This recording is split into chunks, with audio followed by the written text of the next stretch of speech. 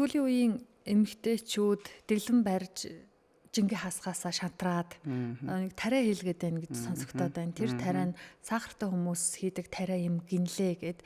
Тэгээд нэрэж ингээл мэрцэр бүр ингээд хөөх гэмээр танигдахгүй болтлоо жингээ хасцсан харагдаад бусад эмэгтэйчүүд нэрээ юм гоё юм байдаг болвол ийм болчмоор ч юм шиг бодогдоод тэр өөрийнхөө биед сөрөг нөлөө гарах уу тэр хүний биед энэ яг биед ямар өөрчлөлт гаргаад юуг нь өөрчлөөд байна вэ? Тэгэхээр мэдээж таргалалттай хүнд сахар байгаа. Би бол хэлдэг. Энд чинь таргалтай хүн чинь дийлэнх нь хөвлөгөөрэй те түүний таргалтай гэдэг. Тэгэхээр тэр одоо өвөх хүмүүс чинь угаасаа инсулин давар өөр их ялгардаг. Тэгээд дааврууд химийн хэмжээнээс их ялгардаг. Хөтөж подкастын ээлж дугаар эхэлж байна. Сайн байцгаана уу сонсогчдоо, сайн байцгаана уу үзэгчдээ. За өнөөдрийн сэдв эмэгтэйчүүд, төдийгүй эрчүүд, за одоо ер нь хүүхдүүд ер нь бүх насны хүмүүсийн тулгамдсан асуудлуудын нэг болоод байгаа таргалалтын талаар мэдээлэл зөвлөгөө өгнө. За эмэгтэйчүүд зөвхөн одоо таргалаад байна, турна гэдэг нь гадаад үзмж, гой сайхан байхаас гадна таргалалтаар хүний биед ямар өөрчлөлтүүд, ямар өвчлөлүүд гардаг, эдгээрээс яаж сэргийлэх үү, бүрэн эдгэрдэг үү гэсэн ийм дэлгэрэнгүй мэдээлэл өгөхөөр зочноо ирсэн. За өнөөдрийн зочин бол эмэгтэйчүүд дотоод шүүрлийн их эмч, тэргүүлэх зэрэг эмч клиникийн профессор Ариун Цэцгийг урьсан. Сайн байна уу та? Ирсэн баярлалаа. За урьсанд баярлалаа. За баярлалаа. Эмэгтэйчүүд хоорондоо л нэглэх дэглэм барьсан тарган хүмүүс уран дулаан цаг болохын наахан л шинэ жилээр 100 цагт за ер нь турцсан байна. Гадаа дулаан орохгүй байна. Та нар тураагүй биш үү гэл тоглоом наадам болоод байдаг штеп. Энэ таргалалтын үндэс суурь яг юунаас болоод байна? Хоол унд гэдэг бол хамгийн түрүүнд толгойд эргэлдээд л байдаг. Үүнээс гадна эмэгтэйчүүд хоорондоо ярьж байгаа нь дааврын өөрчлөлттэй юм шүү. Даавраа үзүүлсэн юм уу гэл зарим эмэгтэйчүүд энэ бамбанаас болоод байгаа маа тэгээ би таргалаад ерөөсө турохгүй байна гэл ийм шалтгаануудыг зүгээр энгийн бид нар ингээ хэлээд байдаг. Яг юу болоод байна вэ цаана? За мэдээж таргалалт чинь өөрөө мэдээж нэгдүгээрт хоол тий буруу хоолттой. Манай монголчууд дийлэнх нь буруу хоолттой. За хоёрдугаарт мэдээж эмэгтэйчүүд, эрчүүд ч гэсэн нөгөө дааврын өөрчлөлт гэж ярьдаг. Одоо жишээлбэл бамбайн дутагдaltaй ч юм уу. За цэвэршилтийн үеийн эмэгтэйчүүд цэвэршилтийн дараа нөгөө дааврын өөрчлөлтөнд маш их ордог учраас чин нэмээд идэг. За тэгээд таргалалт гэдэг чинь өөрөө ер нь өвчин. Тэгэхээр манайхан таргалтаа өвчин гэж авч үздэг. Тэгээд таргалалт яагаад өвчин болоод байна гэхээр хүний өөх өөрөө даавруудыг хэвийн хэмжээнээс маш ихээр ялгаруулж идэг. Ялангуяа эмэгтэй хүмүүст гэхэд эр билгийн даавар ихээр ялгардаг. Тэгэхээр эр билгийн даавар их ялгархаараа эм билгийн дааварлууга хувирдаг. За тэгээд эм билгийн даавар нөгөө хэвийн хэмжээнээс их ялгараадахаар өндөвчний үйл ажиллагааг дарангуулчаад өндөвч маань хэвийн ажиллаж чаддаггүй. За энэтэй холбоотойгоор таргалт нь өөрөө цаашаа улам нөгөө дааврынхаа өөрчлөлтийг гүнзгийрүүлдэг гэсэн үг. Тэгэхээр би бол хүмүүстэй мэдээж даавруудынхаа өөрчлөлтийг үздэг. За тэгээд хамгийн гол анхаардаг юм ерөөсөө хоолн дээр нь ажилдаг. Хоол нь өөрчлөлтөд ороод ирэхээр ямар ч дааврын үйлчлэлтийг хоолоор нь ерөн засах бүрэн боломжтой. За мэдээж бамбайн дутагдал одоо эмэгтэйчүүдийн талын зарим нэг дааврын өөрчлөлтөд хэмээр мэдээж имерэнсэн. Энэ чи яг нөгөө хүн дээр нь тохируулж имчилгээ хийгднэ л гэсэн үг. Тэгэхээр ерөнхий үндсэн зарчим нь ерөөсөө л хоолоо өөрчлөлнө л гэсэн үг. Тэгэхээр одоо манайхан дийлэнх нь одоо бие рүү сахар болж орж задраад тэгээд өөхөнд хуургаад идэх хүнснүүдийг маш ихээр хэрглэж гин гэсэн үг. Хэвийн хэмжээнээс ихээр хэрглээд байгаа учраас л таргалалт их явагдаад байгаа юм. Даавар чинь хэр байгаа бол бамбаа булчирхаа хэр байгаа бол миний нойр булчирхаа ямар байгаа бол хаана очиж яг ямар шинжилгээ өгөх вэ, ямар эмчит хандах вэ гэдэг ингээд толгой эргээд байдаг. За зүрх өвдөд байвал зүрхний эмч дээргүүгээд очиод яг мэдээд байдаг. Тэгэхээр энэ даавруудаа ялгаж салгаж хэвийн хэмжээнд байна уу, их вэ нү бага байна уу гэдгийг бид мэрэгжлийн яг ямар эмчтэр хинт хандах хэрэгтэй юм бэ? За одоо жишээлбэл дотоод шүүрлийн эмч гэдэг хүн ер нь бүх даавруудаа хянж явж байдаг. За тэгэхээр мэдээж би бол хүмүүстэй мэдээж их зарим нь бол бамбаагүй хүмүүс байгаа шүү дээ. Бамбаа өөрчлөлтгүй тийм ээ. Тэгэхээр ерөнхий цусны шинжилгээ. За тэгээд илэг бөөрнийх нь үйл ажиллагаанууд тэгээд бамбайн даавар сахар ингээд үздэг. За бамбайн даавар үзэхээс өмнө нэн төрөнд бамбайн эхо хийгддэг. Тэгэхээр бамбайн эхо дээр одоо тэр бүтцийн өөрчлөлт зангилаа байна уугүй юу те байвал тэр зангилаа нь хаана хэдэн миллиметр хэмжээтэй байгаа юм. Тэгээд системийн буюу аутоиммун өвчнүүд маш их байдаг. Тэгэхээр аутоиммун өвчнүүд ер нь эхогоор маш тодорхой харагддаг. Тэгэхээр бид нэр эхлээд бол бамбайн эходо харддаг. За тэгээд мэдээж таргалалттай хүмүүст инсулин давар аюу өндөр явдаг. Тэгэхээр манайхан нөгөө нэг алдаа нь бас ингээл зөвхөн цусны сахараа үзчихээд байдаг. Тэгээд намайг сахар үгсэн би зүгээр гэж яриад байдаг байхгүй юу? Тэгэхээр тэр нөгөө өөхнөөс чи инсулин давар өөрөө маш их ялгардаг. Тэгээ инсулин давар их ялгараад хараа дахиад өөхлүүлээд байна. Гэсэн үг ингээд цикл өөрчлөлтүүд яваад байдаг. Тэгэхээр мэдээж ерөнхий шинжилгээнүүдийг үзнэ. За тэгээд эмэгтэйчүүдийн хувьд бол одоо жирэмслэлт хэд удаа явагдсан, цэвэршилт нь хизээ явагдаж байна, эсвэл хэдэн настай гэдгээс хамаарч бас дааврын шинжилгээнүүд авагддаг.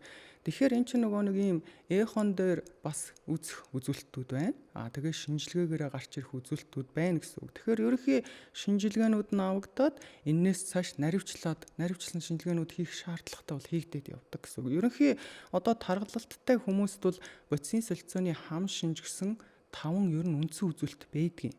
Тэрэнд нь юу орох вэ гэхээр нэгдүгээр цусны өөхтөс эхлээ холестерин ихсчлээ гэд хүмүүс яриад байдаг те. Тэр үзүүлэлтээ үзнэ. Цусны сахараа үзнэ гэхээр зөвхөн сахараа үзэхгүй инсулин даавартай нь үзнэ.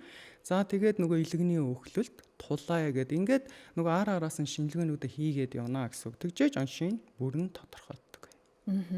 Тэгэхээр эмчтэр очоод дотоод шүүрлийн эмчтэр очоод улсын хэвийн ялгаа авахгүй тий.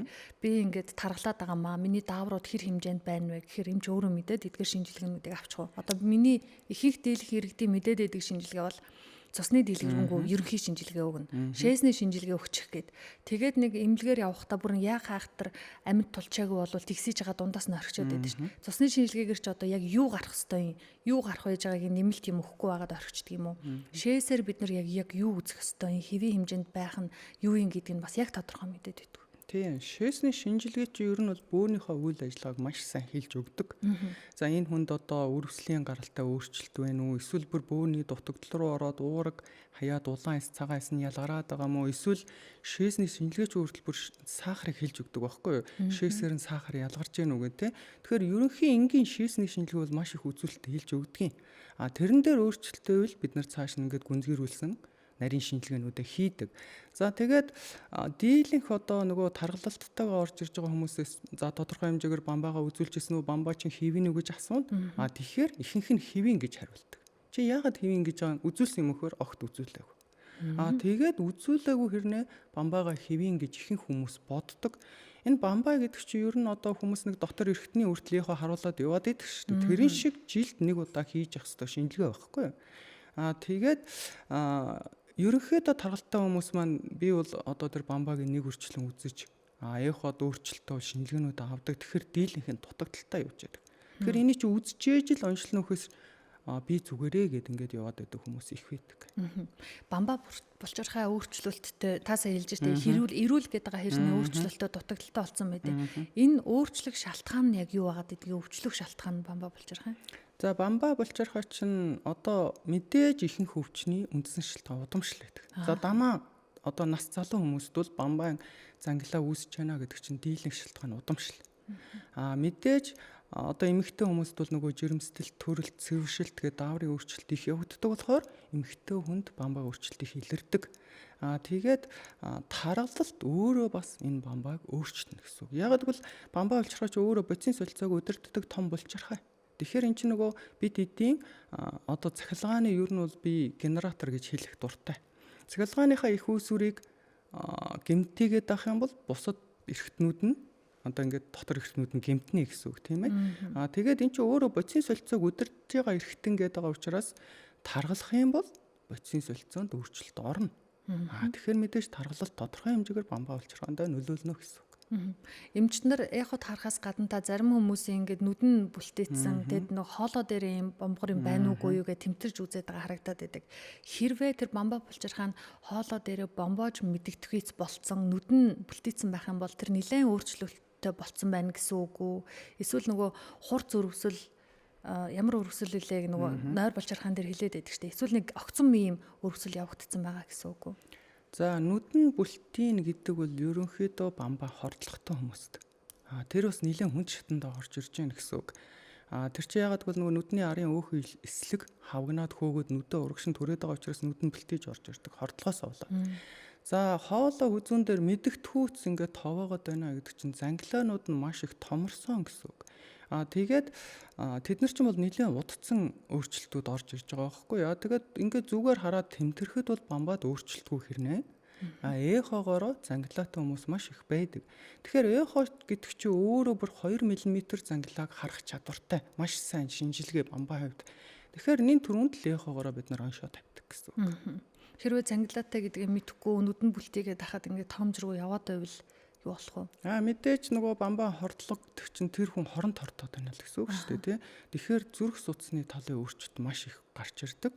Зүрхэн чичирхийлээд идэг байхгүй. Тэгэхээр нөгөө хит их пульс одоо судасны цогцолд оршроо гэж яриад идэг, тий.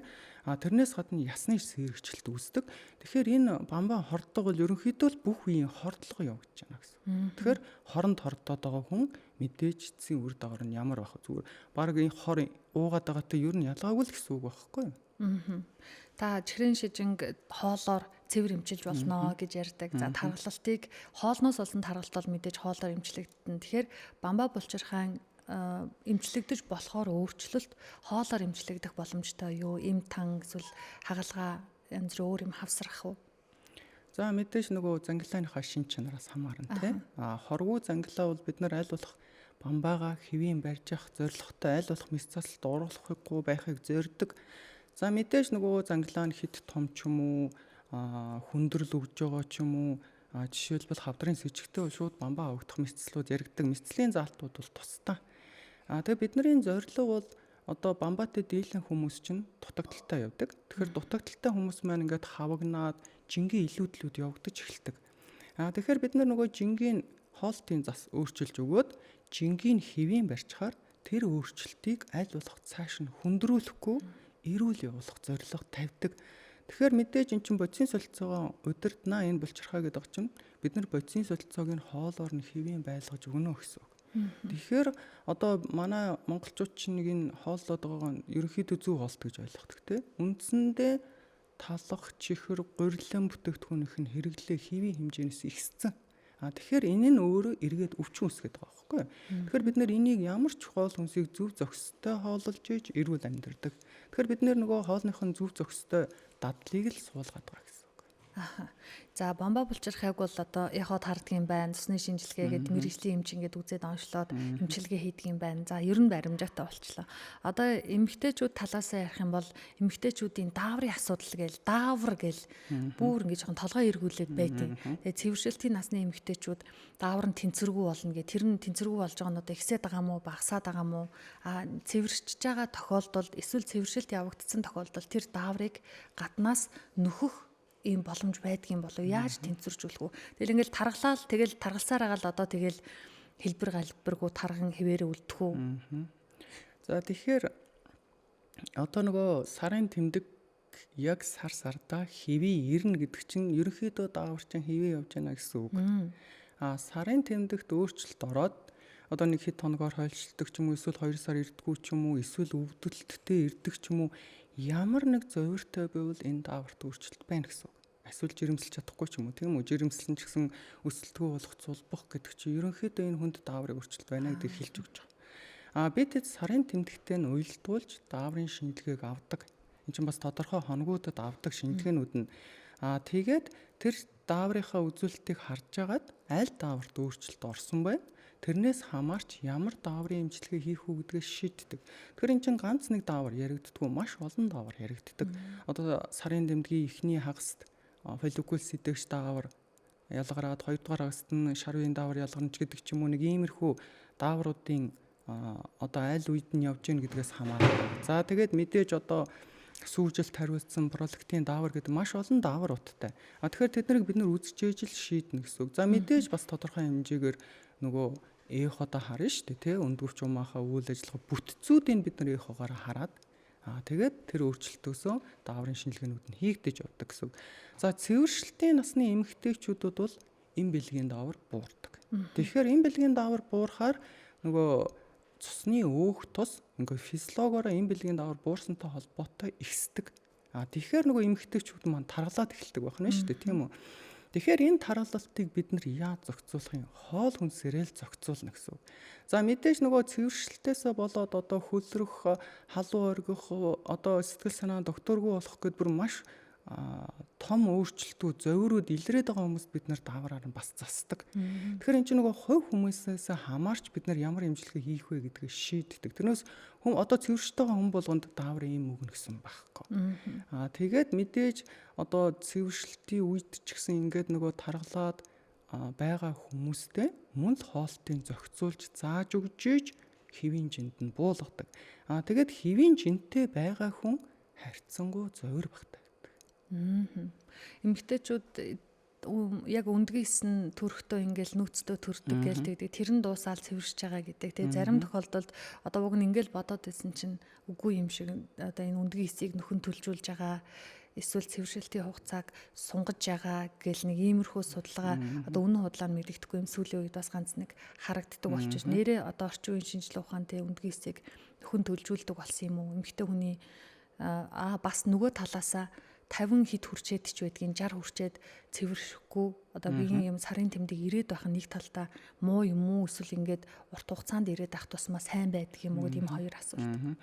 За өндгөн эс одоо ингээд мэдээж нөгөө хүүхэд байхаас эхсэл ингээд жил иргэцсэн л цөөрж байгаа шүү дээ тоон тийм ээ. Тэгээд өндгөөс боловсруулахаа болохоор угаасаа эн чинь өндгөвчний нөөц гэдэг юм дуусчихж байгаа. Тэгэхээр өндгөвчний нөөц дуусахаараа эн чинь цэвэршилт явагдаж байгаа. Тэрнээс биш өндгөө эсийг одоо ингээд хэвийн байлгаад үүсгээд идэг гэсэн асуудал бол байхгүй. Тэгвэл яг бид нар нөгөө нэг тэр дааврын өөрчлөлтийн даавраар нь нөхөөд байна гэдэг чинь тодорхой хэмжээгээр тэр эм бэлгийн дааврыг нөхөж оруулаад байна гэсэн үг байхгүй. Тэгэхээр цэвэршилт гэдэг чинь өөрөө эм бэлгийн даавар буурчаад байна тийм ээ. Тэрийг нөхөж оруулах одоо тухайн хүнээсээ хамаарч заалтууд байдаг. Тэгээд хүн хүний л онцлогоос хамаарч энэ дааврыг нөхөх асуудал яригддаг. Тэгээд даавар ч өөрөө бас хамаагүй жингийн илүүдэлтэй, тархалттай хүмүүст хамаагүй дур мэдэн даавар уугаад байх юм бол эргээд нөгөө хорт хавдрууд үүсэх эрсдэл тавигддаг.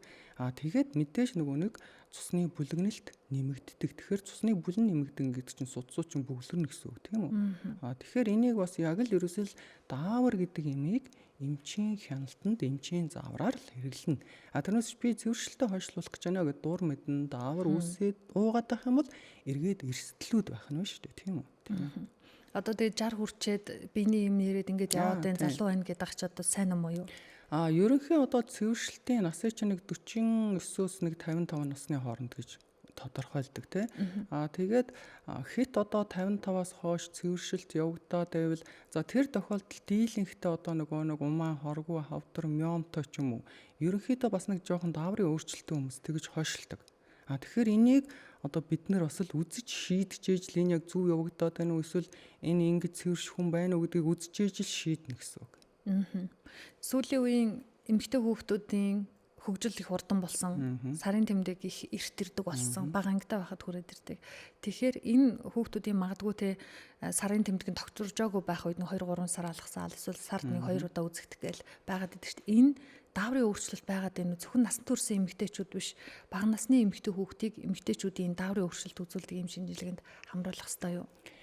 Мэдээж нөгөө нэг дөнгөж одоо 12 3-тай ингээд сарын тэмдэг нь ирж байгаа охтуудад нөгөө бас эн чинь нөгөө нэг тархинаас ялгараа даавраа удирддаг даавар гэж байгаа шүү дээ. Эмэгтэйчүүдийн даавраа удирддаг. За тэгээд өндгөчний үйл ажиллагаа умаа тархины үйл ажиллагаа бүрэн ингээд нөгөө нэг төгс гүйцээгүй боловсроогүй байдагтай холбоотой 2 сар өнжиж ирэх ч юм уу ийм үзэгдлүүд бол байдаг. Тэгээд хит эрт биений юм ирээд байгаа хүүхдүүд бол дийлэнхэн жингийн илүүдэл тархалттай байдаг. Тэгэхээр тархалт гэдэг чинь өөрөө өөх чинь тэр нөгөө нэг ийм бэлгийн дааврыг ялгаруулна гэдэг ба тий. Тэгэхээр нөгөө хит их өөхний масста хүүхдүүдэд сарын тэмдэг их эрт ирдэг. Сарын тэмдэг эрт ирнэ гэдэг чинь бас л одоо буруу үзүүлэлт гэсэн үг байхгүй. Тэгэхээр сарын тэмдэг их эрт ирчихээр зүрх судасны өвчнөөр өвчлөх. Тэгээд яс сэргэж энэ өөрчлөлтүүд бол явагдаж эхэлдэг. Тэгэхээр энэ хэвийн жин гэдэг асуудал ерөөсөө дааврыг хэвийн байлгана л гэсэн үг. Тэгэхээр хүүхдүүдэд хит таргалуулчаал сарын тэмдэг нь ирэх юм бол эн чинь бас тодорхой мэрэгжлийн эмчид хандах хэрэгтэй. Тэгээд мэрэгжлийн эмчид хандаад үзүүлээд эмчнэр зөвлөгөөг өгнө гэсэн үг. Тэрнээс биш манай хүүхдийн биений юм эртэрцээ ингээд зүгээрээ гэд ингээд бас яваад байх асуудал биш байхгүй юу? Одоо бага насандаа биенийхэн нэм нэрчээд эмчид үзүүлээд жингийн бариулаа тархалтын зогсоохоор биений юм ирцэн байж байгаа нь ингээд нэгэнт ирсэн юм чи ирээд явчих юм болов уу эсвэл одоо 1-2 жил завсарлаад дахиад яг ирэх насандаа ирэх үү? Энэ ямар өөрчлөлт гарах вэ? Ерөнхийдөө одоо тэр чин сарын тэмдэг ирж байгаа учраас үргэлжлээд ирэх. Тэгээд ирнэ гэсэн үг тийм ээ. Тэрэн дээр нь бид нэр жингийн хасуулнаа гэдэг байгаа чинь ерөөсөө тэр өндөгчийг хэвээ ажиллуулах зорилготой. Тэгэхээр хэвийн биений эмийг хэвийн байлгаж, жинг хэвийн байлгана гэдэг чинь тэр хүүхдэд араас нь үүсэх өвчлөлүүдийг бууруулж өгч байна гэсэн үг байхгүй юу? Мэдээж жишээлбэл одоо ингээд нэг 6 дугаар ангийн хүүхд орж ирж байгаа юм. Тэгэхэд даралтан 140 хүрсэн явж идэг гэж байгаа байхгүй юу? Энд чинь ингээд зүрх судасны өвчний өөрчлөлт тавьчихлаа гэсэн үг. Тэгэхээр энэ болгоноос л бид нэр сэргийлж тэр хүүхдийг эрүүл байлгах гэж одоо тодорхой хэмжээгээр эмчилж жингийн болгож хэвийн жин дээр нь байлгаж байгаа. Тэгэхээр тэр хүүхдийн нэг амьдралын чанарыг сайжруулж байна гэсэн үг. За би бүр танаас яг хамгийн эхлээд эдгээрийг асуундаа гэж бодож байсан. Одоо энэ бамбаа булчирхай байна, энэ дааврын асуудал байна. За одоо яг энэ жинхэнэ таргалалт хоол унднаас болсон таргалалт одоо насаараа л гэхгүй юу би дандаа нэг таргалалттай л ер нь тэмцэжсэн. Гэхдээ нэг яг өөрийнхөө хүссэн үр дүнд бол яг хүрж байгаагүй. Тэгээ тэглэн барихаар миний хувьд ингээл гурилан бүтээгдэхүүнээ чихрээ хасаал. Тэгээ өдөрт нэг удаа махан хоол идэ 100 болвол нэг 3 хоног гүрийгээд таргуучи хор гадагшилж ийн гэл өөрөө баг ингээд жор зохиогол байгаад байдаг. Тэгээд гурилан бүтээгдэхүүний хасаа чихрээ хасаад нэг 2 хоногоор баг ухаалдаж унах нэ олон эмэгтэйчүүдийн завирыг мэдэрдэг. Тэгээ энэ буруу одоо тэглэн бариад байгаагаас ингээд байна уу? Толгоо эргэхгүйгээр ухаалдаж унахгүйгээр жингээ яаж хасах вэ? За мэдээж нөгөө хоолт гэдэг чинь бид нар хоолоор ирүүлж жингээ хасах гэдэг шүү дээ тийм үү? Хоолтын харьцаа гэдэг зүв байх хэрэгтэй. Тэгэхээр манайхан чинь за гурил чихрээ хасгаа ойлгоод байгаа юм тийм үү? Гурил чихрээ хасчаад бид нэр эргээд одоо тэр чинь нүрс ус гэдэг одоо том одоо хоол тэжээлэр чинь уураг өөхтөс нүрс ус гэсэн том одоо макро шим тэжээлүүд авдгийн. Тэгэхээр бид нар нөгөө нэг нүрс усныхаа хэрэглээг бүр хит замбраагүй хэрэглэсээр байгаад ингээд таргалаад өвчлөөд нь шүү дээ тийм үү. Тэгэхээр бид нар тэр өвчлүүлээд байгаа хүнсийг айл бодох багаар хэрэглүүлдэг. Тэгжээж буцааж ирүүлжүүлнэ тийм ээ. Тэгээд нөгөө нүрс усаа хасчаараа манайхан чинь ингээд за чихэр гурилаа хасхаа ойлгоод ингээд хасаад идэг тийм үү. Тэгээд эргээд тэр чинь ирүүлжүүлдэг яг зөв нүрс усаа оруулах хэрэгтэй байхгүй юу? Ингэжээж бид нар биеийг химийн ажилуулна гэсэн үг. Тэгэхээр тэр нөгөө зөв нүрс ус гэдэгт нь юу байдгийг гэхээр эслэг яригддаг. Тэгэхээр нөгөө манай монголчуудын чинь эслэгний хэрэглээ бараг байхгүй. Тэгээд эслэг чинь одоо мэдээж нөгөө новчит, ногоо навчит ногоонуудаас авдаг тийм ээ. Тэгээд ургамлын гаралтай цэвэр эслэгүүд одоо айгүй их байдаг болцсон. Цэврээр нь шууд эслэг оруулж өгөхөөр энэ чинь эслэг гэдэг юм чи ерөөсө ходоод гэдсийг цэвэрлээл дотор эргэтэн эрүүлжүүлээд тэгээд мэдээж энэ чин дааврын өөрчлөлтийг хүртэл засч өгч ингэж нөгөө дархлааг сайжруулдаг. Тэгэхээр бид нөгөө нэг хүнсийг хасуулаад эргээд бусад хэрэглэх хүнсүүдийг нь оруулж өгдөг. Ингэжээш нөгөө эрүүлэр турааж байгаа байхгүй. Тэрнээс биш дур мэдээл нэг юм хасчаал өөр юу ч хэрэглэхгүй суугаад байх бол манай одоо монголчуудын дийлэнх алдаа нь бүх юм хасчаал нэг мах ногоол идээ суугаад байдаг. Тэгэхээр эрд самин дэмэн тутаглар орчдөг. Сүүлдээ бүр нь өгдөөд эхэлдэг. Тэгэхээр эн чинь нэг хоол гэдэг чинь яг тодорхой зүү зөкстэй орж ирж ийж хүнийг эрүүлжүүлнэ шүү дээ. Тэрнээс биш зах замбраагүй юм хасчаал эргээд юу ч хэрэглэхгүй суугаад байж болохгүй гэсэн. Тэгэхээр нөгөө нэг олигтой жин буухгүй. Тэгээд жоохон буусан жингээ эргээд нөгөө хүнсээ идэхэр буцаал улам жин нэмэгдээд байгаа чинь энэтэй холбоотой байдаг. Дэглэмээ бариад эслэгээ хажуугаар нь идчихэд яг нэг өөрийнхөө хүссэн нэг 5 кг-ыг хасаад дандаа тэр дэглэмээрээ ингээд насан туршдаа яваад ах уу яг хүссэн жиндээ хүрээд тодорхой хэмжээ цаг хугацаа өнгөрсөний дараа эргээд нэг хэвийн талхбоо боорцог өөрийнхөө дуртай нэг юмыг хэмжээнд тааруулаад идээд явах хэрэгтэй юу? За мэдээж хэдүүлээ жин хасах гэж байгаа юм чинь одоо биеийн жингийн индекс гэж байгаа тийм. Одоо 20-с 25 байвал хэвийн гэж үздэг. За тэр биеийн жингийн индексийг яаж үздгийг гэхээр хүний өндөр байгаа тийм үү? Одоо 168 см өндөртэй хүн бай гэж бодъё. Тэгэхээр 168-ыг 168-аар үрждэг. Өндөр үржих юм байна тийм ээ. Тэгээд нэг тоо гарч ирж шүү дээ. Одоо 200-ны хэд ч юм уу.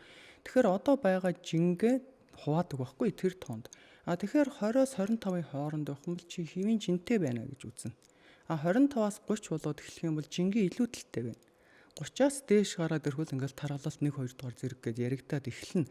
За тэгэхээр тэр хүн нөгөө аль хэрэг жингээ илүү тэлтэй байна. Эсвэл бүр таргалалт руугаа орж юу гэдгээс хамаарна. Тэгээд тэр чинь нөгөө бодисын солилцооны хурд гэдэг юм яригадаад яваад байгаа шүү дээ. Тэгэхээр ингээд хэвийн жинтэй хүмүүс бол тодорхой хэмжээгээр нэг 5 6 хил буугаад хэвийн жин дээр ирчвэл эргээд нөгөө хүнсээ идэхэд харьцангуй тархалах нь бага байдаг. Хит нөгөө бодисын солилцооны алдагдлалд оруулсан хүмүүс одоо ингээд нэлээд сайн бууж байгаа буцаал нөгөө хүнсээ идэх юм бол мэдээж тэр хүнснүүд чинь бие рүү чинь сахар болж орж ирж задраа таргалуулад байгаа байхгүй юу? Тэгээд тэр хүнснийхээ хэрэглээ бас аль их байна гэдгээс хамаарна тий. Тэрнээс биш яг зохицуулаад тааруулаад идэх юм бол хэвийн одоо буусан жин дээр бариад яваад иж болно. Тэгэхгүй тэгэл би өстө жин буулаа гэж нөгөө хүнсээ зах замбрааг идэлэх юм мэдээж таргалаад эхлэн шүү дээ. Тийм үү? Тэгэхээр энэ чинь зүү зохистой хэрэглээ гэдэг юм аягүй чухал болоод байна. 20 эд наснд төрсний дараа жин нэмчээд яг өөртөө зохиогоод байгаа энэ дэглэмээрээ өөрийнхөө хүссэн жинд хүртэл ингээд жингээ хасчаад тэр нь тогтоод яг ингээд болоод яваад исэн. Тэгээд ингээд 40 хүрээд ирэхээр яг тэр үед байсан дэглэмээ өөртөө хэрэгжүүлээд ингээд явхаар яг тухайн үед байсан шигээ үр дүнд хүрэхгүй жин хасахгүй байгаад байна. Энэ яг бодисын солилцоотой хамаатай юу? Тэгэд яг ингээд нас ахих тусам дэглэм улам хатуу болох юм уу? Эсвэл идэж ууж байгаа юмны хим хэмжээ нь өөрчлөгдөд явах ёстой юу? Одоо 20 эдний наснд бол угаасаа жин айгүй хурд хасдаг. Яг л энэ ч нөгөө бодисын солилцооны ирч гэдэг юм хурдтай байгаа шүү дээ. Одоо бид нар нөгөө 30 40 наснаас хойш гэл ингээл яваад байгаа чинь бодисын солилцоо угаасаа удаа ширчдэг. Бодисын солилцоо гэдэг юм ер нь 10 жилд нэг 2% буурч идэг юм. Тэгэхээр тэр чинь нөгөө нас явах цум жингээ хаяхгүй байна гэдэг чинь энэтэй холбоотой. Тэгээд одоо бид нар жингээ хасахын тулд одоо жишээлбэл хүүхдүүдэд бол нэг одоо жишээлбэл одоо өдөрт хэд удаа хоол гэдэг ч юм уу тийм үү. Ингээд нөгөө нэг зохицуулж зааж өгдөг. Ингээд наснаас нь харж байгаа тий. Зарим одоо ингээд цэвэршилтийн одоо 50-аас хойш насны хүмүүст бол одоо хоолных нь тоог цөөлдөг ч юм уу. Тэгээд хоолных нь хэмжээг зааж өгөх ийм ингээд нөгөө хүн хүндэн тохирсон хоолтуудыг зааж өгдөг. Тэгэхээр нас ахих тусмал жин хасалт айгүй удаашрна гэсэн үг. Угаасаа. Зуны үйлрэлд хүмүүс өдөрт нэг удаа махан хоол идчихээд хангалттай. Тэгээ хажуугаар нь сүү таргаа идээд явхад нөгөө бие физиологи түндээ дасан зогцсноо гэл байдаг штэ. Одоо махан хоолны хэрэглээ бол өглөө гэрээсээ гарахтаа хоолоо хийж идэл, өдөр ажил дээрээ хоолоо идэл, орой хоол идэл гэл ерөөсөө өвөл бол ерөөсөө өдөрт 3-4 удаа махан хоол идээд байна. 100 яг энэ журмаар нэг удаа том хүн хүүхэдгүй хоол идээд бусад үед нь хүүхдийн гизийг цайлгаж ийн гэж сүү тарга өгөөд байвал энэ болох уу? Шимт хижээлээ хүүхдүүд тэр дундаа нөхөх боломжтой юу? Хүн ер нь олон хоолсноороо эрүүл байхгүй. Хүн цөөхөн хооллогцмоо эрүүл амьдардаг. Энэ чинь одоо бид нар чинь жоохон нэг дээхэн үед бол одоо ингээл нэг ойр ойрхон 5-6 идэдэй гэж яриад идэг тий. Тэгэхээр бидний даавар гэдэг юм одоо хоол идэх болгонд одоо ихсдэг гэсэн үг. Тэгэхээр даавар гэдэг чинь хотоод гэцний зам одоо нойруулчраа бүх талаас л даавар ялгарч байгаа шүү дээ. Хотоод гэцний замын шүүрэл буюу дааврууд ялгараад байгаа. Тэгэхээр тэр дааврууд чинь бид нэр унтаж амардаг шиг амрах хэрэгтэй байхгүй юу? Тэгэхээр энэ чинь хоол идэхээр өссөн те. Тэгээ бас бууж амарч байгаад эргээд өсөх хэрэгтэй. Энэ тодорхой цикл хэмнэлтэд явж явах хэрэгтэй. Тэгэхээр бид нэр байнгын ингээд амрууга хоол хийгээд хийвээд авах юм бол тэр дааврууд хэвээ ажиллаж чаддаггүй. Тэгэхээр нөгөө нэг эн чинь нөгөө даавар хэвээ ажиллахгүй байна гэдэг чинь ходоод гэцний замын бүх төрлийн өөрчлөлт илэрнэ. Жишээлбэл одоо би сөөргөтэй те. Тэгээд миний бусад илэг мэлэг ч юм уу нойролцорхой ч юм уу өвдөөд гэнэ гэж яриад байдаг ш. Нэг дотор эрхтний өөрчлөлт байхад нөгөө дотор эрхтнүүд заавал өвчлөнө. Ягаад гэвэл эн чинь ходоод гэцний замын шүүрэл гэдэг нөхдүүд чинь нэг цорго руу орж нэгддэг. Тэгэхээр нэг шүүрэл нь өөрчлөгдөд нөгөө шүүрлүүд өөрчлөгддөг. Тэгээ мэдээж тэр хүн чинь одоо хоолтын буруу өөрчлөлт алдагдал байгаа учраас нэг шүүрэл нь өөрчлөгдөж байна гэсэн үг. Тэгэхээр одоо зуны цагт ялангуяа энэ махан хоолны хэрэглээг багасгаад байгаа нь бол зөв асуудал. Тэгээд өвлийн үйлрэлж яг одоо монголчууд чинь эрс дэс уур амьсгалтай. Тэгэхээр мэдээж махнаасаа монгол хүн ч уурга авч байгаа. Тэгээд нэг удаа идэх махны хэмжээ бол ер нь нэг алганы хэмжээтэй байтал болдог. Тэгэхээр нэг 120-оос 130 г ч юм уу тийм ээ. Ингээд идэхэл хангалттай уурга авч яана л гэж үздэг. 100 гизээ цайлгыг 3 хоног тарг идчихээ, чадвал 5 хоног идчихье гэл байдаг штэ. Энэ зөв зөвхөн тарг уугаад тэгээ хажуугаар нь шингийн юм усаа уугаад ингээд явбал яах вэ? Гизээ цайлгана гэдэг юм. Цайн гэдэг нь одоо бид яг юу болоод байгаа гэсэн үг вэ? Ерөнхийдөө эн чинь нөгөө нэг одоо би уурга өөх тус нүүрс ус гэсэн том элементүүдээ хоолоор аваад бай гэж яриад байна тий. Тэгэхээр уургийг бид нэр мах өндгөнөөс дийлэнхтэй авж байгаа. Тэгээд тараг гэдэг чинь сүүн бүтээгдэхүүн тийм үү? Эндээс чинь тодорхой хэмжээгээр тараг гэдэг чинь өөх тус тэгээд нүүрс ус орж ирж байгаа байхгүй. Тэгэхээр одоо яг нөгөө нэг монголчуудын ярьдгаар мах цахаа идэхгүй ингээд тараг уугаад яваад бай гэдэг чинь уг нь бол цаад санаа нь мацаг руу шилжүүлэх гэдэг юм. Тэгэхээр мацаг гэдэг юм өөрөө хүний биеийг маш гоё ирүүлжүүлж өгдөг. Одоо 19 онд Японы эрдэмтэн энэ мацгийн тухай судалгаа хийгээд энэ чинь Нобелийн шагнал авсан шүү дээ. Тэгэхээр хүний эс гэдэг юм одоо ингээд тодорхой хэмжээнд тодорхой хоногудад амьдраад үхээд дараагийн шинэ эсүүд нь үүсч идэг байхгүй. Тэгэхээр тэр үхэж байгаа, гэмтэж байгаа хуучирсан эсүүдийг одоо дархлааны эсүүд зайлгаж устгаад шинээр эс үүсгэж идэг. Тэгэхээр нөгөө нэг 24 цагаас дээш мацаг барихаар одоо тэр нөгөө нэг дархлааны эсүүд чинь ажиллаа сайн хийнэ гэсэн үг. Өөрөөр хэлбэл мууц эсүүд хурдан барьж авч идээ шинэ эс үүсгээд ингээд өөрийнхөө биеийг буюу гэрээ цэвэрлэнэ гэсэн үг. Тэгэхээр хүн ер нь мацгийн байдлаар шилжигдсэн мал хэрүүлж гэнэ гэсэн үг байхгүй. Одоо жишээлбэл цусны эсэхэд улаан эсэхэд 120 хоног амьдраад үхэл дараагийн шинэ эс нь үүсч идэг тийм. Тэгэхээр бид нэр тэр ажлын одоо хэд таргалалч ингийн илүүдл ингээл замбрааг хоолтоос болоод тэр ажлыг үндсэндээ хийлэхгүй байна гэсэн үг. Тэгэхээр мацаг руу шилжүүлээд байгаа тийм очиртай. За бага насны хүүхдийг 3-5 хоног биш өдөрт яг энэ зуны улиралтэй 7-8 сарын дунд ч юм уу яг гоё зуны улиралд нэг өдөр данд харгаар гизийн цайлгаж хорийн гадагшлуулж болох уу? Хүүхдээ бас мэдхгүй юм сонсож байгаад буруу дуулах гэж яагаад байна? Ер нь бол би яг ийм дагнсан юмнууд ерөөсөө хүмүүстэй зөвлөдгөө. За одоо жишээ нь тарганы мацаг, шивгааны мацаг ч гэнэ үү тийм хүмүүс нэг ийм яриад байдаг тийм үү? Дагнсан юм хэрэглээд байвал мэдээж эрд самын дэмийн дутагдлал руу орно. Би хэвийн ажиллаж чадахгүй. Тэгэхээр дагнсан нь биш. Энэ чинь хоол хүнс гэдэг чинь маш олон төрлөөр орж ирж иж л хүнийг эрүүлж болж байгаа. Тэгэхээр би ер нь ийм дагнсан юмнууд хүмүүстэй огт зөвлөдөг. За таны бас нэг зөвлөгөө өгдөг, анхаарал татдаг, олон хүн сонирхдаг сэдв бол чихрийн шижингийн асуудал байна. Чихрийн шижингэл хүүхэд хүртэл ер нь бас хамаагүй болчлоо. Том асуудал тэгэл хөлөө тайруулсан байнгын чихрийн шижингийн ийм муудаг болсон сахар унчлаа яачлаа гэж хүн асуудал болоод энэ чихрийн шижин үе шатаасаа хамаарат хоолоор идэхгүй эсвэл үе шат нь өнгөрцөн болвол дараагийнхаа арга хэмжээг авах юм болов уу гэд та энэ чихрийн шижингийн талаар нэг гой цогц ойлголт өгөөч. За чихрийн шижин ч өөрөө 1-2 дугаар хэв шинжиж байгаа. 1-р хэв шинж гэдэг нь удамшлын гаралтай. Өөрөөр хэлбэл нойр улчирхааны бета-сээс ялгардаг одоо инсулин даавар хангалттай ялгарч чадахгүй гэсэн үг. Тэгээ хангалттай ялгарч чадахгүй байгаа учраас нөгөө хоол хүнсээр орж ирж байгаа сахараа буулгаж чаддаггүй. Ингээд чихрийн шижин онцлогддог.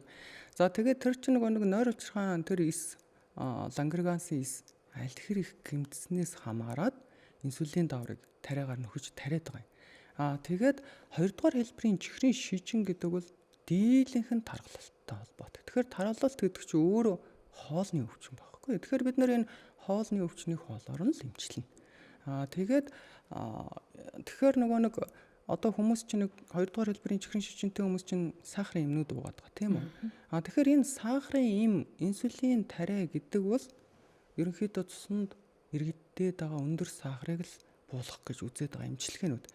Тэгэхээр хоолоор бид нар яагаад эмчлээд эрүүлжүүлээд байна вэ гэхээр бид нар зөвхөн цусны сахартай ноцолдохгүй тэр эс дотор ороод түгжигдсэн байгаа сахарыг биес нь гаргаж ижил энэ чихрийн шижин гэдэг өвчнийг эрүүлжүүлэх асуудал яригдана. Тэгэхээр мэдээж тэр нөгөө эс дотор байгаа сахар чинь гаднаас сахар оруулахгүй байх юм бол хүний бие өөрөө эс дотор байгаа сахараа буцааж шавхаж гаргаж эхэлдэг. Өөрөөр хэлбэл тэрийг энерги болгож зарцуулдаг. Тэгэхээр бид нэр өөрсдийнхөө биеэр л ажлыг хийлгээд байгаа. Тэгээд би бол хүмүүсийн сахарын эм тариа огт хэрэглэдэггүй. Хоолыг зүв болгоод ихтэнгүүт угаасаа сахар нь бууж эхэлдэг. Тэгээд сахарыг буулгаад ингээд одоо тодорхой хэмжээгээр 1 сар ч юм уу 2 сар ч юм уу сахарын би ерөнхийдөө хүмүүсийн ярьдгаар одоо 5 дээр барина гэж ярьдаг юм. Тэгэхээр цусны сахарын 5 дээр барихаар одоо тэр судас мэдрэлийн гэмтлүүд өөрөө засагдаг. Өөрөө ч яг хүний бие өөрөө засч эхэлдэг тийм ээ. Тэгэхээр энэ үндсэн зарчим дээр нь суйрлж ижил энэ эмчилгээг хийгээд байгаа юм. Тэгвэл мэдээж эн чинь нөгөө одоо жишээлбэл одоо хүн нэг нүүрс ус ихтэй хоол идэхээр тэр нүүрс ус чинь бие рүү ороод цусаар эргэлтэхээр сахар болж задардаг. Тэр сахар чинь эс дотор ороод хөөхөнд төрдөг байхгүй юу. Тэгээ хүний биеийг эрч хүч энергиээр хангадаг.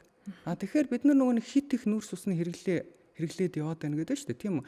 Тэгэхээр нөгөө эс дотроо замбраагүй их сахар чигсээр байгаад нөгөө эс чинь гэмтчдэг. Тэгэхээр нөгөө эс дотроо орж чадахгүй болчихно шүү дээ, тийм үү. Эсээсээ ч гарч чадах болчихно. Тэгэхээр нөгөө эс дотроо орж чадахгүй болохоор орох газаргүй болоод цуснд халиад ингээд чихрийн шижин гэдэг өвчний онш тавигдаад байгаа. Тэгэхээр энийг ерөнхийдөө инсулин дүжрэл гэж нэрлэдэг эс гэмтээд байгаа. Тэгэхээр инсулин дүжрэл явагдахад бол ерөнхийдөө нэг 6-аас 7 жил хангалттай явагдчихийдэг. Тэгэхээр эн чинь чихрийн шижин оншин тавигдахаас өмнө өвчний суурь бол аль үжээ тавигдсан байдаг тийм. Тэгэхээр бид нэр зөвхөн энэ чихрийн шижин гэдэг энэ айхтар архаг өвчнийг бид нэр хоолоор нэмчилдэг. Гэхдээ мэдээж энэ нөгөө нэг хоолоор өвчлсөн шиг хугацаа зарцуулах нь тодорхой. Тэгэхгүй бол хүмүүс ингэж байдаг байхгүй. Үн чинь тэгэл энэ хоолыг чинь идээд одоо хэдийн хугацаанд энэ хоолыг чи идэх юм тий. Ерөнхий буруу хоолны дадлаа зүвгээд ойлгоцсон хүмүүс нэлээд байгаа шүү дээ. Тэгэхээр бид нэр зүгээр энэ буруу дадлын л зөв хөвшил рүү л засаж өгч байгаа байхгүй. Тэгэхээр энэ зөв хоолыг идээд ахаар урт хугацаанд чихрийн шижин болол хоолоороо засагдана. Тэгээд мэдээж эн чинь нөгөө зөв хоолт гэж яриад байна шүү дээ, тийм үү. Тэгэхээр хүн чинь зөв хооллол ах юм бол өөр бусад эрхтний ч гэсэн өвчнөр өвчлөх эрсдэл нь буурна гэсэн үг байхгүй юу.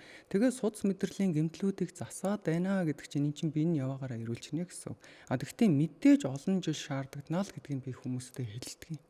Тэрнээс биш яг энэ хоолоор ингээл хооллол эхлэхээр сарын хугацаанд бол 5 дээр чөлөөтэй сахар нэрдэг. Мэдээж гэхдээ олон жил ингэж хоолж ижил сахараа бүрэн эмчлэн гэж ярина. Тэгэхээр нөгөө нэг сахарыг 5 дээр барьчихаар бид нөгөө одоо тэр хөл гараан тайруулах, сохрох, бөөрийн дутагдал руу орох асуудлууд байхгүй болно. Бид нар хүндрэлээ сэргийлж яана л гэсэн үг. Таныг ингээ ярьж хахад одоо чихрийн шижин гэсэн одоо нойр булчирхаатай ингээ холбогдол явчлаа шүү дээ. Нойр булчирхаа нэгэнд өөрчлөлт орсон болвол өргөссөн болвол ингээд дахид сэргдэггүй идэгдэггүй гэлээдэг. Одоо бас сүүлийн үед нойр булчирхаа хоолоор бас цэвэр идэх боломжтой гэл энэ бас чихрийн шижинтэй адилхан уу? Мэдээж эн чинь нөгөө нүүрс ус ихтэй хүнс орохоор чинь сахар бол задрна гэсэн тийм. Нөгөө сахар бол задраад байгаа сахарыг чинь одоо хэвийн байлгаханд бол нойр булчирхаанаас инсулин гэдэг даавар ялгарч зохицуулж байгаа. Тэгэхээр бид нар нөгөө сахараа хит их сахар чихэрлэг хүнс гурил бөрлөн бүтээгдэхүүнийг хэрэглээд байгаа юм бол инсулин даавар маш их л ялгаруулад идэг. Тэгэхээр инсулин даавар гэдэг чинь өөрөө юу юм? Нойр булчирхаанаас ялгардаг шүүрэл. Тэр шүүрэл их ялгараад байгаа юм бол мэдээж эргээд нөгөө нойр булчирхаатай нөлөөлөд нойр булчирхаа гэмтэж өргөсүүлдэг. Тэгэхээр эн чинь мэдээж бид нар нөгөө хоолтын зүг булчирхаа нойр булчирхаанаас ялгарх инсулин чинь хэвийн ялгарна тий. Тэгэхээр мэдээж эн чинь нойр булчирхаанаас даавар нь хэвийн ялгараад байгаа юм бол тэр эргэтэн чинь хэвийн ажиллаж эхэлнэ гэсэн үг. Тэгээд яваагаараа засагддаг. Тэгэхээр эн чинь нөгөө тухайн хүн аль тэгэхээр удаан өвчлж үү, эргэтэнээ аль их гэмтээж үү гэдгээс энэ бас нөгөө үр дүн харагддаг. Тийм байна. Нойр булчирхаа яг энэ зуны үйлрэлтийн дотоод шүүрлийн эмч нар хүмүүст маш анхааруулж хэлдэг штэ. Хүмүүс нойр булчирхаа хурц өргөсөл болоод эмнэлэгт ирээд нөгөөд яах ч аргагүй болдоггоо. Энийг анзаараач гэдэг. Нойр булчирхаа өвддөггүй байсан хүн гівгэнт ингээл нэг тийм зургнууд сэрэмжлүүлээд тавьсан байдаг штэ. Ингээл хөөхнийц болоод тийм аюултай байдалд ордог юм уу? Эсвэл ингээ нойр булчирхаа өвддөг гэдгээ мэддэг хүмүүс байгаа гэдэг штэ. Ийм хүмүүс ийм эрсдэлд орох уу? Одоо жишээлбэл нойр булчирхаа хит зочрох хүнснүүд хэрэглэх юм бол нөгөө хурц өргөсөл гэж явагдаж байгаа. Архаг өргөсөл гэж явж байгаа шүү дээ. Нойр булчирхаа мэдээд байгаа гэдэг хүмүүс чинь архаг өргөсөлтэй байна гэсэн үг. Хурц өргөсөл гэдэг ерөөсөө шууд шинээр өсч чочирно гэсэн үг байхгүй. Тэгэхээр эн чинь зүгээр мэдэгдэж дохио өгнө гэсэн үг биш. Эсвэл ингээл одоо жишээлбэл нөгөө хорхог боодгоо хийж байгаа л араас нь хүүтэн юм уудаг ч юм уу тийм ээ. Эсвэл нөгөө газтай кола моло тэр ундаануудаа маш ихээр хэрэгэлдэг тийм үү. Тэгэхээр кола тэр ундаанууд чинь хүүтнэрээ орж ирэл маш ихээр орж ирээдүүд мэдээж маш өндөр сахар оруулчихж байгаа байхгүй. Тэгэхээр өндөр сахарыг чи яах юм? Нөгөө нойр булчирхаа чинь даврын ялгарч буулгаж өгнө шүү дээ. Тэгэхээр энэ чинь нөгөө буруу хоолтоос үлжүүл гэнтийн ийм өөрчлөлтүүд үүсэх өндөр магадлалууд нь өндөр.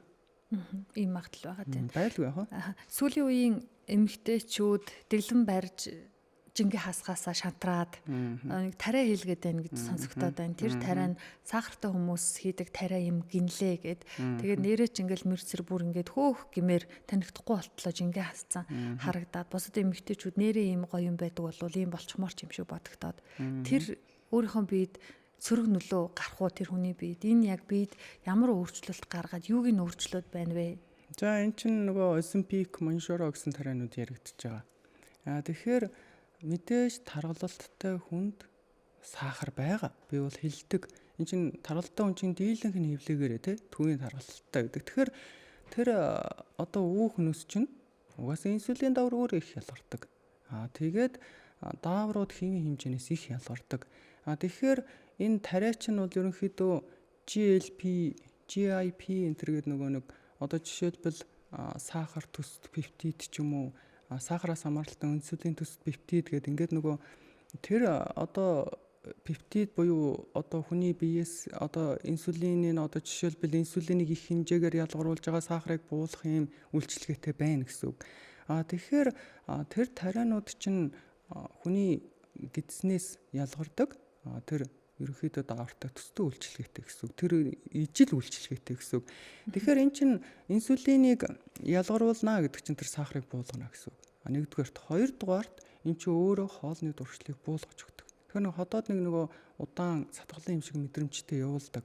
Тэгэхээр нөгөө тархинд очих өлсөд байна гэдэг мэдрэмжийг буулгачдаг. Тэгэхээр хүн нөгөө энэ тариаг хэлэхээр хоолны дуршлыг эрс буурдаг. Тэгээ мэдээж эн чинь нөгөө нэг жин өөхнөөс нь салгана гэсэн үг тийм үү.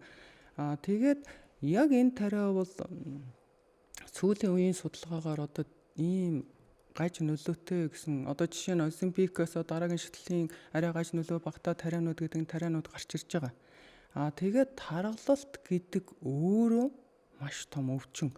Хавдрын ерөн суурь штийн таргалалт тэгэхээр манайхны нэг алдаа нь ерөөсө таргалалтаас огт айхгүй. Тэгсэн мөртлөө янз бүрийн юм хэр одоо жишээ нь хоол хүнсэн дээр хүртэл энэ хоолыг чийдэхээр сөрөг нөлөө юу вэ гэж яриад байдаг байхгүй. Тэгэхээр өөрийнхөө тэр айхтар хавдар үүсгээд байгаа өвчнийг тоохгүй мөртлөө тэгээд бусад өөр юм хэрэглэхээр мэдээж за энэ тарианаас бол мэдээж айхан тодорхой тийм үү. Тэгэхээр энэ тариаг бол мэдээж эмчийн хяналтанд хэлэх хэрэгтэй. Тэрнээс биш манайхан ч одоо гадуур гар дээрээс маш их худалдаж авч байна. Тэгээд тунгаан тааруулдаггүй. Эн чинь одоо эмчнэр чинь одоо ямар тунгаар эхлэх үү, яаж энэ хүнд өөрчлөлт орж ийн гэдэг хянж явж хийж бид нар бол маш өндөр жинтэй хүмүүсээ угаасаа энэ жингээс нь салгаж чаддаг. Тэгээд тэгэхгүй энэ чинь нөгөө маш өндөр тунгаар огцом өндөр тун оруулж ирээд нойролж байгаагаас одоо маш ихээр гэмтээдэг. Тэгэхээр нөгөө бүр бөөлжөө суулгаад гүйлгээд эхэлдэг.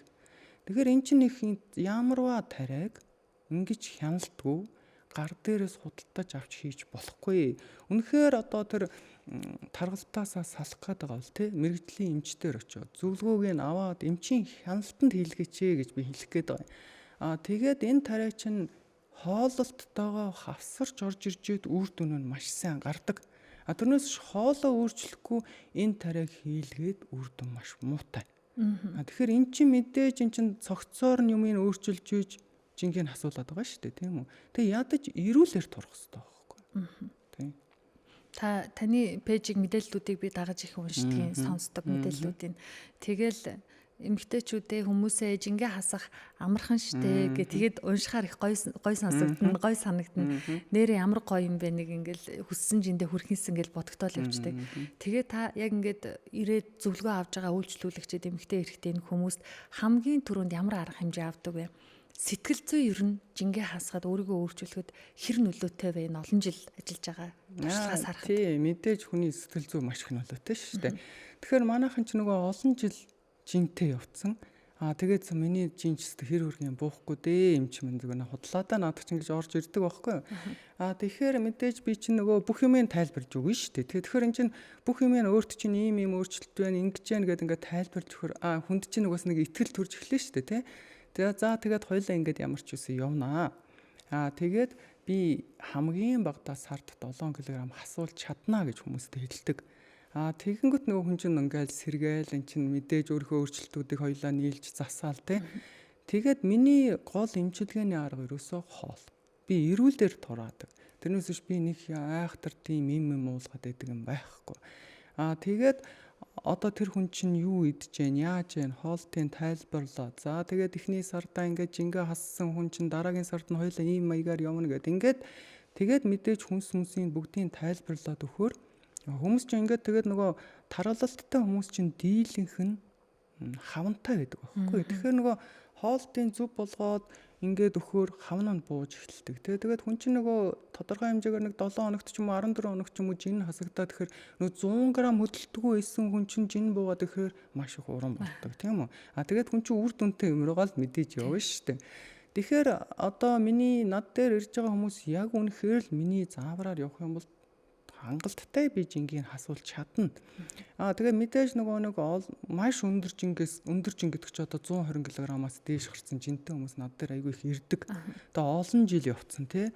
Тэр хүмүүстэй би тодорхой хэмжээгээр хоолтоо бас мэдээж тариа хавсардаг. Гэхдээ энэ тариагийн чинь шинжилгээг нь авч иж хяналттай явна. Тэрнээс биш зах замбрааг ус тариа хийгээд байхгүй гэсэн үг. Тэгэхээр энэ жин хасалтын чи юусэн үндсэн эмчилгээ нь 100% хоол эмчилгээ. Одоо манайхны бас нэг алдаа ингэж байгаа шүү дээ. Жин хасна гэхээр нэг л фитнес тархинд нь бодогддог тий. Эсвэл спиннинг яваад байдаг. Тэгэхээр эн чинь нөгөө жин одоо яаж хасахын гэхээр ерөөсөө 90% нь хоол эмчилгээ. Тэгэхээр манайх нөгөө үндсэн эмчилгээгээ хийхгүй л тэр нөгөө нэг 10% л фитнестэй яваад байдаг. Тэгээд мэдээж эн чинь хоолоо өөрчилж байгаад фитнестэй хавсрах юм бол илүү үр дүнгүй ш. Тэрнээс би хүмүүсийг дасгал хөдөлгөөн битгий хий гэж ерөөсөө хэлэхгүй. Мэдээж дасгал хөдөлгөөн чинь хүнийг маш гоё эрүүлжүүлж өгнө. Дасгал хөдөлгөөн хийхтэйгээ хавсраад үндсэн эмчилгээг нь оруулах юм бол маш гоё үр дүн гардаг. За баярлалаа. За энэ бас нэг айл гэрийн хүмүүсийн жин ямар байх нь гэрийн эзэгтэйгээс бас шалтгаалаад байдаг та хөрөгчөндөө юу авч ийн хүүхдүүд тэрийг идэл бид нар ч бас уйдахта хөрөгчөө онгоолгоол байдаг. Тэгээд нэг жимс аваад хийхээр жимсийг чинь жоохон хувиргыг гээд шүүсэн шахаад уухаар бас буруу болоод байна уу? Жимсний хамаг ашиг шимтэй нь хальсандаа байдгийн гинлээ гэл нэг хэсэг хальстай нийтэх ёстой гэд угаах гэхээр бас янз бүрийн төрхлөг байдаг гэд бүр ингэ толгой эргүүлчихэд байдаг байхгүй юу? Шүүсийг нуух юм уу, хальсыг нийтэх юм уу? Яаж идвэл тохиромжтой бие дэрүүл жин хэвэн байлгаж хасах вэ? За жингийн илүүдэлгүй хэвийн жинтэй хүмүүс бол жимс чинь бас нүүрс ус байхгүй юу? Бие рүү ороод фруктоз гээд сахар болж задардаг. Фруктоз бол илгэнд маш их хоригдлогддог. Илгийг өөхлүүлдэг. Одоо үндсэн сахар нь фруктоз. Тэгэхээр хэвийн жинтэй хүмүүс бол энэ нүүрс усаа шингээж чадна тий. Зохицуулаад шингээгээд тэрнээс шим тишэл бодисууд авчдаг. Тэгэхээр нөгөө жингийн илүүдэлтэй таргалалттай хүмүүстэй би аль болох жимс хэрэглүүлдэг. Яагаад гэвэл энэ өөр усан сахар. Тэгэхээр нөгөө жингээс нь хамаарч энэ жимсний асуудал яригддаг. Тэгээд одоо манай монголчууд чинь одоо байгалийн өөрсдийнхөө энэ хүнсийг хэрэглэх нь болоод байгаа юм. Тэгэхээр одоо байгаль дээр ургадаг зэрлэг жимсгэн уу гүзээлзгэн нэр сад үхрийнүүд би энэ жимсгнүүдэд түлхүү хэрэглүүлдэг. Тэгэхээр тэр жимсгний нүүрс ус зүгээр жимснийхаас хэд дахин бага. Тэгээд мэдээж яг тэр жимснүүдэд тодорхой хэмжээгээр зохистой хэмжээгээр хэрэглэвэл эн чинь мэдээж шимт хижээл аавна тий. Энд чинь нөгөө зохистой хэрэглээл гэдэг юм яригдаад байна. Тэрнээс өдөр болгон зах замбраагүй жимс идээд байх юм бол одоо тэр хүмүүс чинь таргалж эхэлнэ гэсэн үг байхгүй юу? Тэгээд мэдээж нөгөө одоо эмэгтэйчүүд маань орж ирэл хоолоо өөрчлөн хоолын заагаад өгөхөр тий.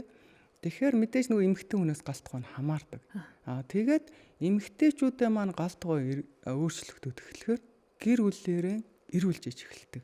Тэгэхээр эн чинь зарим одоо нэг эмэгтэй тарган жингийн илүүдэлтэй үл мэдээж нөхөр нь бас л бараг л гүзээтэл явж байгаа шүү дээ тий. Тэгэхээр би ингээд нэг хоолын өөрчлөлт өгчхөөр манай нөхөр бас гидсэн багсаж байгаа, жин хасагдж байгаа гэж яриад байдаг. Тэгээд энэ чинь өөрөө эрүүл зөв хоололт жин хасаад эхлэхээр хүмүүсийн хоолны дуршил буурчдаг. Өөрөөр хэлбэл энэ хоол маань өөрөө сахарын донтолтыг арилгадаг. Одоо энэ нүүрс ус гэдэг байгаа нөхөр чинь хамгийн аюултай донтолт ус гэдэг байхгүй. Тэгээд цаанаас ингээд чихрээ нэхгээл ингээд гурилын юм идэггүй бол чихрээ идэхгүй бол болохгүй. Тэгэхээр энэ донтолтыг бас арилгаж чаддгийн. Тэгэхээр нөгөө нэг хүний хоол өөрчлөгдөв. Ерөнхийдөө гэр бүлийн хоол тэр чигээр өөрчлөгдөв. Таны нэг зөвлөгөөг сонсч байсан чинь хүмүүсийг гурилан бүтээгдэхүүнээ гурил идэхэ болоо гэхээр болоод овёс идээд ундаг гэж хэллээ. Энэ буруу гэд нэг тэгсээс энийг та тайлбарлаж өгөөч. Тий, одоо гурилан болцоорой та нар гэд явуулчихдаг байхгүй юу. Тэгэхээр хэвэг овёс идээд эхэлдэг байхгүй. Тэгээ би заримдаа бүр аргаа ороод игдэн шүү дээ. Нэг хэвэг овёс ер нь юуны хоол вэ те? Юу идтiin тэр хэвэг овёс? Хүн иддэггүй үстэй. Хүн иддэггүй хоол хүнс яхаараа хүнд ингээд имчилгээ болох юм бэ? Ягаад гэвэл тэр хэвэг овёс чи өөрөө маш өндөр нүүрс устай. Тэгээ глютен ихээр авалдаг. Тэгэхээр тэр чинь бид нар нүүрс усаа хасгаж ядчаа дахиад бүр өндөр нүүрс устай юмнуудаа оруулж ирээдвэл энэ мэдээж имчилгээ болохгүй. Яагаад хэвэг овёсыг ер нь сайн гэсэн хүмүүсийн ойлголт байна гэхээр энэ гидсний гөрөлж хөдөлгөөнийг сайжруулдаг. Тэгэхээр энийг нөгөө сайн гэсэн ойлголттой. Тэгтээ шингээж чадахгүй. Эрүүл хүмүүс бол тэрийг хангалттай шингээгээд нөөцдөг гидс одоод нь хөдлөөд ингээд ажиллана шүү дээ. Тэгэхээр энэ чинь нөгөө хин идээд байна гэдгээс маш их хамааралтай. Тэгтэл миний хэлэх үг бол ерөөсөө юуны хоол үлээ та сайн бодорой л гэж хэлдэг. За ойлголоо. Зуны уйлралд гэлтгүй ер нь гизээ нэг сайхан цэвэрлээд авъя гээл хүмүүс зарим хүмүүс бол гиз цэвэрлэх цай уугаал ингээл янз янз өөр өөрсдөө глизм тавиал арга хэрэглээл байдаг штэ. Гидэс цэвэрлэх хамгийн тохиромжтой арга яг юу вэ? Би нөгөө эслэг хэрэглүүлэх их дуртай гэж яриад байгаа тийм. Миний одоо ургамлын эслэг байдаг. Би бол хүмүүсийн гизэг эслэгээрээ л цэвэрлэдэг. Эслэг гэдэг зүйл маань одоо хүний ходоод гидсний замд байгаа дархлааны эсийг хоолдог хоол нь. Тэгэхээр дархлааны эсүүд хоолоо идэхээр ходоод гидснийхаа замаар гүүгээл нөгөө ходоод гидс одоо улаолооноос эхлэлээсээ нөгөө нэг ус хүртээ ингээл нэлэнхүүд нөгөө цэвэрлж өгдөг. Тэгээд нөгөө бие туралцсан хорт утсуудыг биеэс гадагшлуулдаг. Тэгээд мэдээж дархлааны эсүүд хоолоо идсэн юм чи яах вэ? Дархлаа сайжирна. Тэгэхээр дархлааны эсүүд маань өөрийнхөө дархлааны эсээр өөрийнхөө биеийг цэвэрлүүлэх нь маш зөв детокс болдог. За бид хоёрын ярилцах хугацаа ер нь дуусж байна. Тэгэхээр тань дээр очиж байгаа үйлчлүүлэгчдээс ер нь харж байхад дийлэн хүмүүс жингээ хасахад гаргаад байгаа хамгийн том алдаа эсвэл одоо энэ чихрийн шижүү нойр болж ярахаа цөс юу байдیں۔ Эдгээрээ өвчлүүлээд байгаа хамгийн буруу ойлголт ч юм уу юу байгаад байна. Энэ подкастаар хүмүүст нэг энийг нэг эрг зөвлөгөө өгч хийсэн гэж бодож явдаг. Энэ ч үний хувьд тийм агуулга авил хэлээд хоёлаа ярилцлага дуусгая. За мэдээж нөгөө нэг нүүрс ус буюу гурил чихрийнхээ хэрэглээг хасаач, багасгаач тий. Тэрнээс ш би эрүүл хүмүүст бол энийг шууд хасаа гэж зөвлөхгүй байгаа шүү. Энд би дандаа нөгөө нэг дотоод шүрлийн өөрчлөлтөд тархалтай хүмүүстэй харьцдаг учраас ингэж тайлбарж өгöd байгаа. Тэгээд альва хоол хүнсийг зөв зохистой хэрэглээч. Тэрнээс ш нэг хүнс сайн гэж зах замбраагүй хэрэглээд байх юм бол эргээд хор болдог. Тэгээд мэдээж хоол хүнс олон төрлөөр орж ирэх ёстой. Тэрнээс ш дагнсан хүнснүүд бол хүнийг эрүүлжүүлэхгүй. Тэгээд бас нэг хэлэх үг маань бол олон дахин жижигхэн битгий хооллооч л гэж хэлнэ. Ерөөсөө тодорхой тоочны 2-3 хооллоход хангалттай. Тэгээд мэдээж нөгөө одоо энэ ундаа хүүхдүүд бол ер нь л ундаа жуус тэгээд чипс энэ шарсан дахиа энэ түргэн хоолны хэрэглээнүүдийг багасгаач. Тэгээд энэ хит нөгөө нэг түргэн хоол, бэлэн хоол идээд хор бид нар өөрсдөө автоматар хүүхдүүдэд өвчлүүлээд байна. Одоо бамбай өөрчлөлтөө хүүхдүүд маш их ихсэн. Таргалтай хүүхдүүд айгүй их. Тэгэхээр таргалтай хүүхдүүдэд инсулин дүжрэл буюу чихрийн шижингийн суурь аль хэдийн тавигдсан яваад байгаа. Тэгээд хэрвээ та хүүхдийн таргалалттай бол одоо нөгөө нэг энэ хүзүүний арьс биш үү тий? Энэ арьс харлаад ороод ирдэг. Тэгээд сух цав нь харлаад ороод ирдэг. Ингл та хүүхдэд аль хэдийн чихрийн шижингийн суурийг тавьдсан байх шүү гэсэн дохио. Тэгэхээр хүүхдүүдэд ч гэсэн сайн анхаарч байгаасай л гэж хэлмээр. За баярлалаа. Бас олон эцэг эхчүүд сонсоод хүүхдүүдтэй анхаараасаа тэр хар нялхаасаа жоохносоо бамбаа болчихрохоо өөрчлөлтөөр одоо 30 40 50 хүрээд ирэхээр яана гэж одоо өөр ирэхгүй. Тэгээ өмнөөс нь бүр харамсмаар байдаг байхгүй тийм. Асуудал улам хүндэрнэ гэсэн маш хэцүү болно гэсэн үг тийм ээ. За баярлалаа. Тэгэхээр сонсогчдоо үзэгчдээ Хөгтөнгөр радио хөтөж подкаст энэ удаа таргалалт дотоод шүүрлийн талаар одоо маш дэлгэрэнгүй ойлголт авлаа. Дэлгэрэнгүй тайлбарлаж өглөө гэж бодож байна. Өнөөдрийн зочин бол эмэгтэйчүүд дотоод шүүрлийн хэмж тэргүүлэх зэрэг эмч клиникийн профессор Ариун Цэцэгтэй ярилцлаа. Танд баярлалаа. Уран дулаан цаг болж байна. Удахгүй баяр наадам болох гэж байна. Та сайхан наадаарай. За баярлалаа. Та бүхэндээ бас баяр наадмын минь төргийе. За баярлалаа. Сонсогчдоо үзэгчдээ хөтлөгч Эм ойлаа дараагийн дугаараар иргэд уулзъя.